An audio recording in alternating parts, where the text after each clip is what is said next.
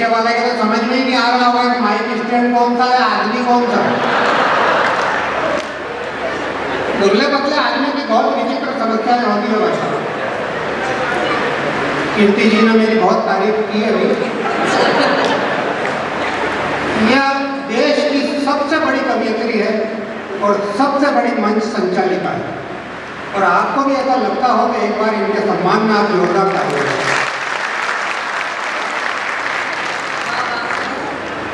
यह टोटका मैंने इसलिए किया है कि अभी ज्यादा तारीफ नहीं करेंगे। ये सारे कवि समाज की, देश की, दुनिया की समस्याओं की बातें करते हैं। मैं बिल्कुल नहीं करता। कैसे करूं? मेरे खुद के ही रांडीरों में इतने हैं कि उनसे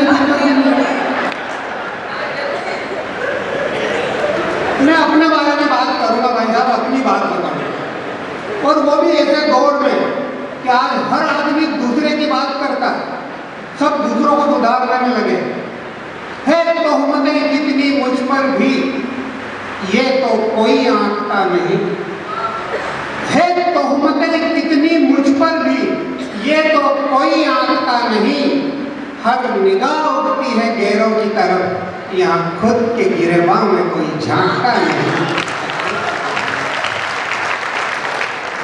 आपको शिक्षा ये एक ही चीज और सुना दी। देखो, एक निवेदन कर देता हूं मैं कि जब तक मैं माइक में खड़ा रहूं, हालांकि ज्यादा देर खड़ा नहीं रहूंगा, खड़ा रह भी नहीं सकता, पर जितनी देर में खड़ा रहूं आप बिल्कुल हंसते रहें, खिलखिलाते रहें, बिल्कुल मस्ती के मूड में रहें। हंसते हुए चेहरे देखना मुझे बहुत अच्छा लगता है। मुझे सूमड़े चेहरे देखना बिल्कुल बर्दाश्त नहीं।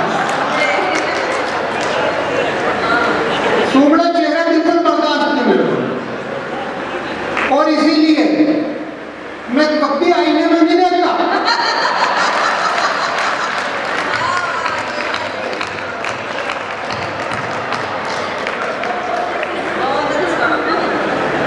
और देखो आज मेरी किस्मत, साहब मेरे सामने इतने सारे हंसते खिलखिलाते चेहरे हैं, और आपके सामने तो मैं हूं। पर मैं जब तक हूं आप मस्ती के मूड में रहो, बिल्कुल कोई टेंशन मत पालो।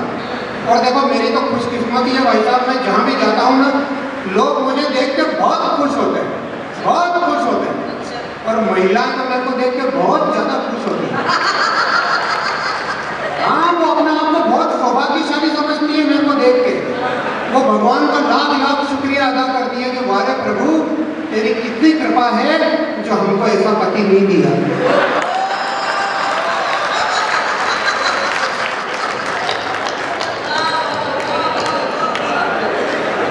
मतलब क्या है, महिलाओं का अपने पति के प्रति प्रेम बढ़ जाता है मेरे को देख के।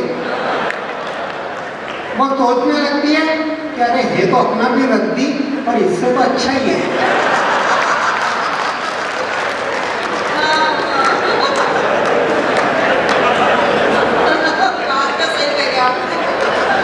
अच्छा, ऐसी बात नहीं है कि जिसको मैं मिल गया हूँ वो छाती माता टूटती है। वो भी बहुत खुश है भाई साहब, वो तो और ज्यादा खुश है। मेरी पत्नी मुझसे इतनी ज्यादा खुश है कि किसी की भी नहीं होती। वो इसलिए खुश है क्योंकि मेरा 25 लाख का बीमा है। ये है आज की बात। और वो जब भी मुझे देखती है तब खुश हो जाती है, उसे लगता है कि अब तो बहुत जल्दी पैसे हाथ में आने वाले हैं।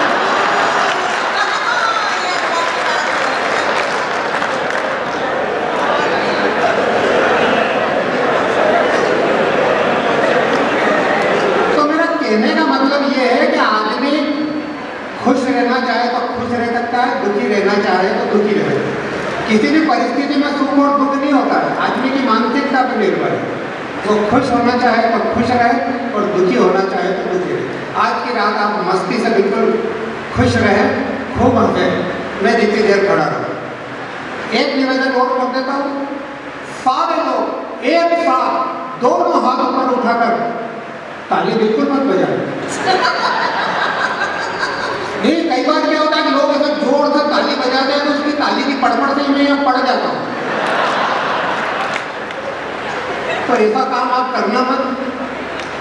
वंस मोर भी मत करना, क्योंकि एक जगह क्या हुआ, 15 मिनट से ज़्यादा था, मैंने 15 मिनट पढ़ा, खुशी खुशी जा रहा था, लोगों ने वंस मोर कर दी, मैं फिर माइक पे आ गया, बेहोश होकर गिर गया। 1.5 महीने तक वहीं भर्ती रहा उसी गाँव में। तो उस गांव के लोगों ने फिर कवियों का वंस मोर करना ही बंद कर दिया। आप भी मत करो। मैं अपने रानी रोने शुरू करता हूँ, देखो साहब मेरी मुसीबतें हैं, आपकी मस्ती है। घर से जब भी बाहर निकलता हूँ, पत्नी 2-3 रुपए की चिल्लर मेरी जेब में डाल देती है और मुझे हिदायत देती है, पड़े रहने देना, खर्च मत करना, घर से बाहर जा रहे हो, कहीं तेज हवा चले, आंधी चले, मुसीबत में पड़ोगे नहीं, जेब में थोड़ा वजन रहेगा तो उड़ोगे नहीं।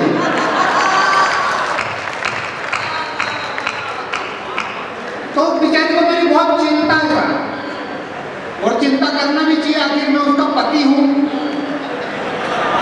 हाँ, कैसा भी हो तो क्या हो गया, मैं उसकी मांग का सिंदूर हूं ना, हालांकि चुटकी भर हूं।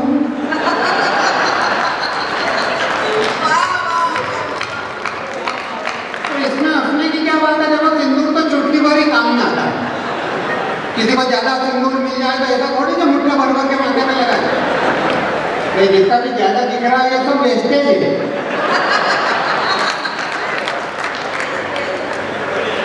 नारी इतना सा ही सिंदूर उपयोग करती है साहब, और इतने तक सिंदूर का उपयोग करने से नारी में कितना परिवर्तन आ जाता है। उसके नारीत्व की गरिमा बढ़ जाती है, उसके सौंदर्य में वृद्धि हो जाती है। पर सिंदूर का एक उपयोग और बताता हूँ, अगर बात अच्छी लगे तो फिर राजस्थान की धरती पे ऐसी पंक्तियाँ कैसे सुनी जाती है, कहने की जरूरत नहीं है कि चुटकी भर सिंदूर की लाली सुहागन के मुखड़े का नूर बढ़ा देती है। चुटकी भर सिंदूर की लाली सुहागन के मुखड़े का नूर बढ़ा देती है, पर वो अमर सुहागन हो जाती है जो भारत माँ पर अपना सिंदूर चढ़ा देती है।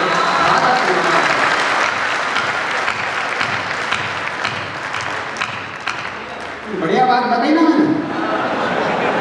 मैं ऐसी छोटी छोटी पर बहुत काम की बातें बताता हूँ, और मेरे को देख के तो लोग ऐसा समझते हैं जैसे मैं किसी काम का ही नहीं हूँ। मैं आज अपनी बहुत लंबी यात्रा करके आया, बस स्टैंड पे उतरा, मुझे भूख लग रही थी, मैंने कहा चलो कुछ खा पी लेते हैं फिर चलते हैं। एक जगह देखा तो गरम गरम समोसे बन रहे थे, तो मैंने दुकानदार से कहा भैया एक समोसा मेरे को भी दे दे। तो दुकानदार ने पहले तो मेरे को ऊपर से नीचे तक बड़े गौर से देखा, फिर बोला कि पूरा दे दूं क्या। मैंने कहा यार पूरा दे दूंगा क्या मतलब है, कि समोसे भी टुकड़े कर करके बेचता है। वो बोला नहीं, टुकड़े कर करके तो नहीं बेचता हूँ, पर मुझे लगता है कि आपसे पूरा उठेगा नहीं।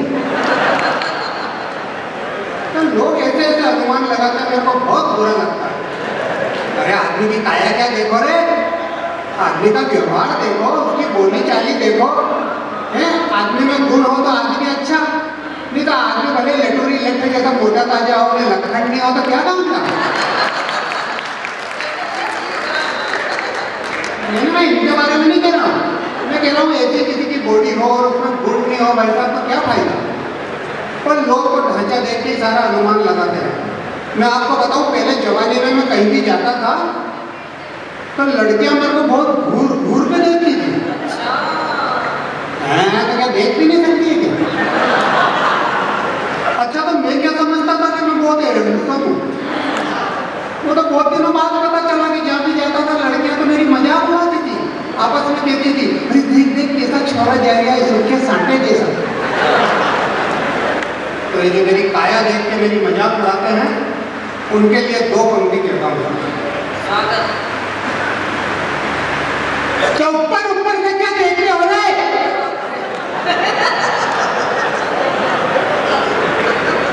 हमें तो गुस्सा आता है, मैं ऐसे ही पकता हूँ, और तो क्या कर सकता हूँ। क्या ऊपर ऊपर से क्या देख रहे हो रहे? कोई दिल परख कर तो देखो, सूखे सांटे में भी रस मीठा है। कोई चक्कर तो